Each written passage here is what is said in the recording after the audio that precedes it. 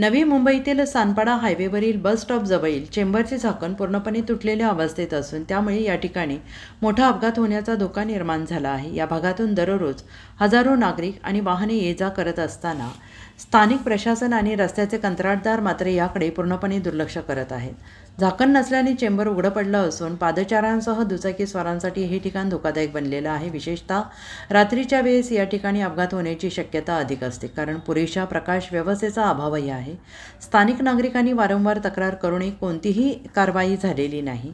ठेकेदार आणि संबंधित महापालिका अधिकाऱ्यांची उदासीनता नागरिकांच्या जीवाशी खेळणारी ठरते आहे। प्रशासनाने तात्काळ लक्ष घालून चेंबरचे झाकण बसवावे अशी जोरदार मागणी होते आहे। प्रतिनिधी विष्णू पुरे, समर्थ गावकरी न्यूज नेटवर्कसाठी। नमस्कार, मी विष्णू पुरे। तर समर्थ गावकरीमध्ये आपलं स्वागत आहे। आपण आता मुंबई ठाणे या हायवेवरती उभे आहोत। माझ्या राईट साईडला बघू शकता सानपाडा रेल्वे स्टेशनचा हा बस स्टॉप आहे। तर या बस स्टॉपवरच्याच बाजूला तर हे बघू शकता इथं किती मोठ्या प्रमाणात चेंबरचं झाकण बस स्टॉप आहे। इथं हजारो लोकांची ये-जा असते, कारण संध्याकाळी जे बाहेरगावी जातात तिथं लक्झऱ्या लागतात। इथं हजारोच्या संख्येने इथं नागरिक ये-जा करत असतात, कारण इथं ह्या बस स्टॉप आहे आणि मेन रोड असल्यामुळे इथं नागरिकांची मोठ्या प्रमाणात ये-जा असते। कारण पावसाळ्याचे दिवस असल्या कारणामुळे हे बघू शकता हे चेंबर कशा पद्धतीने तुटलेलं आहे आणि हे चेंबर 5 ते 6 फूट आहे। तर याच्यामध्ये जर माणूस गेला तर तुम्हाला याची दाखवतो, याच्यामध्ये पाऊस जर असेल आणि माणूस जर आतमध्ये गेला तर हे काय परिस्थिती होणार आहे यांची हे बघू शकता, कारण माणूस इथपर्यंत जातो। तर याच्यामध्ये जर कुठला मूल गेला याच्यामध्ये याच्यावर वाचू शकतो का? आणि हे पाईप पण बघू शकतो, 2-2.5 फुटाचा हा पाईप आहे। तर माझी शासन प्रशासनाला विनंती आहे, हा चेंबर आता कोणाच्या विभागात येतो हे मला माहिती नाही। महानगरपालिका असेल किंवा रोड प्रशासन असेल, रोडचे ठेकेदार असतील, त्यांना माझी विनंती आहे की हा या चेंबरची पाहणी करून या चेंबरवर तात्काळ इथं झाकण बसवावं, जेणेकरून इथं कुठलाही ॲक्सिडेंट होणार नाही आणि लोकांची जीवितहानी होणार नाही। कारण इथे जे मोठ्या गाड्या आहेत, आता लक्झऱ्या येतात 7 वाजल्यानंतर इथं लक्झऱ्या मोठ्या प्रमाणात इथं लागतात, 10-10, 12-12 लक्झऱ्या इथे लागतात। तर इथं नागरिक आहेत ते छोटे मुलं बाळं घेऊन आपली इथं बसची वाट बघत असतात। तर या पाण्याचा जर प्रवाह असेल, बस इधर दिखाओ भाऊ, उधर मत देखो। तर पाण्याचा प्रवाह असेल तर ह्या पाणी बघू शकता, बस स्टॉप पण या पाण्यामुळे दिसत नाही। तर इथं बसची वाट पाहतात नागरिक, इथं थांबलेले असतात। कोणी हे रोड क्रॉस करून येतं की चला आपण बस स्टॉपवरती बसू, पण बायचान्स इथं पाणी जर असेल, हा बस स्टॉप पूर्ण भरलेला असतो। नागरिकांना काय वाटतं की हा रोड आहे, बस स्टॉप इथं काही होणार नाही, पण इथं जे चेंबरचं जागा या पाण्यामुळे नाही दिसला आणि कुठला नागरिक जर याच्यामध्ये पडला तर त्याची 101% जीवितहानी झाल्याशिवाय राहणार नाही आणि दुसरा माणूस त्याला वाचवण्याचा प्रयत्न करत असेल तोही या चेंबरमध्ये जाण्याची दाट शक्यता आहे। तर माझी शासन प्रशासनाला परत एकदा विनंती आहे की तुम्ही जे भ्रष्टाचार करता ते करा, पण या चेंबरवरती झाकण टाका। रोडमध्ये तर असे बघू शकता खड्डे, साऱ्या दुनियेचे खड्डे आहेत, पण ते नागरिकांना सवय झालेली आहे खड्ड्याची। पण याच्यामध्ये जर कुठला नागरिक मूल गेलं तर त्याची जीवितहानी झाल्याशिवाय राहणार नाही आणि त्यांना जबाबदार कोण राहणार?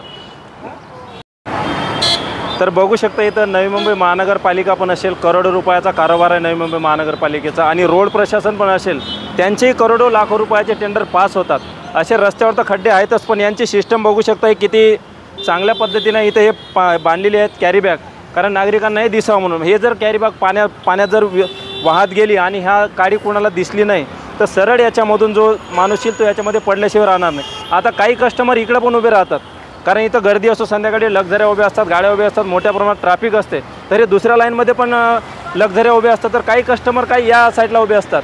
पण बायचान्स असा रोड क्रॉस करताना जर बस स्टॉपच्या पाऊस येतो, बस स्टॉपमध्ये जाऊ आपण, तर सरळ तो नागरिक या खड्ड्यामध्ये पडल्याशिवाय राहणार नाही। आणि त्याची हे बघू शकता इथं रॉड पण मोठमोठ्या याच्यामध्ये रॉड आहेत, तो जर इथं डोक्यावर जर आपटला चालत असताना तर तो त्याची जीवितहानी झाल्याशिवाय राहणार नाही।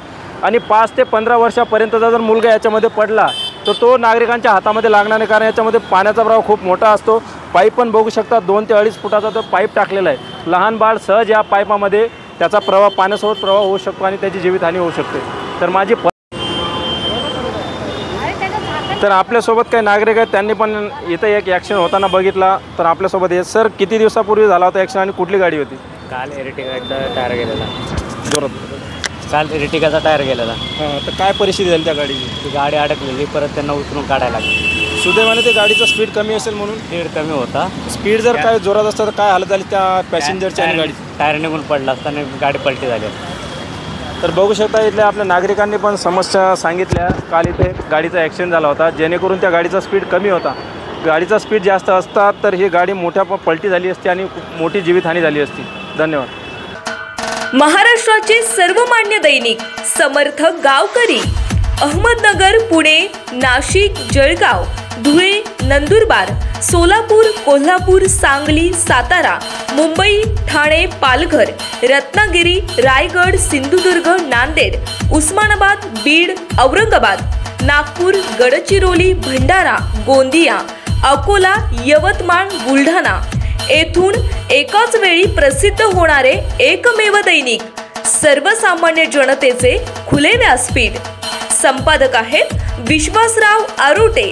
मोबाईल नंबर आहे 9423 38 85 08. दुसरा मोबाईल नंबर 9423 46 72 72. तिसरा मोबाईल नंबर 75 88 15 0001. वेबसाईट आहे sgavkari.com.